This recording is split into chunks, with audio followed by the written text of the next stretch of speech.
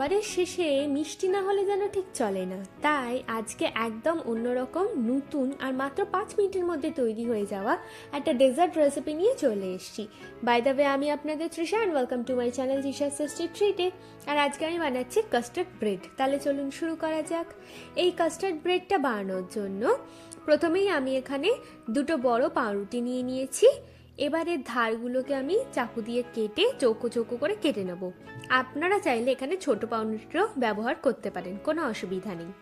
এবার একটা প্যানের মধ্যে আমি পাউরুটির টুকরোগুলোকে দিয়ে দেব। দিয়ে এপিট ওপিট করে আমরা পাউরুটিটাকে লাল লাল করে ভেজে নেব। আপনারা যদি চান তাহলে এখানে বাটার বা ঘিও ব্যবহার করতে পারেন।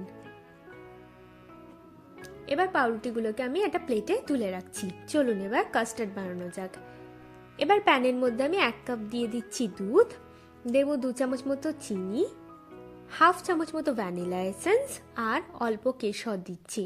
আর একটা বাটির মধ্যে 1/4 কাপ ঠান্ডা দুধের মধ্যে আমি 2 চামচ মতো কাস্টার্ড পাউডার দিয়ে ভালো করে এটাকে মিশিয়ে নেব। এবার এটাকেও আমি দুধের মধ্যে দিয়ে দেবো। ব্যাস, আর কি, এই সব কিছুকে এবার খুব ভালোভাবে একসাথে মিশিয়ে নিতে হবে। একটু গাঢ় মতো হলেই কিন্তু আমাদের কাস্টার্ডটা একদম রেডি। এবার প্লেটের মধ্যে ইচ্ছা মতো ভাবে পাউরুটিগুলোকে আমি একটু সাজিয়ে নিচ্ছি। এবার ওপর দিয়ে আমি কাস্টার্ডটাকে দিয়ে দেবো। এটাকে আমরা 1 ঘন্টা ফ্রিজে রাখলে তারপর যদি সার্ভ করি তাহলে কিন্তু খেতে আরো ভালো হয়। আমার ভিডিওটি যদি আপনাদের ভালো লেগে থাকে তাহলে প্লিজ একটি লাইক করবেন, প্রচুর প্রচুর শেয়ার করবেন, আর এরকম আরো ভিডিও পেতে আমার চ্যানেলটিকে সাবস্ক্রাইব করবেন। টাটা।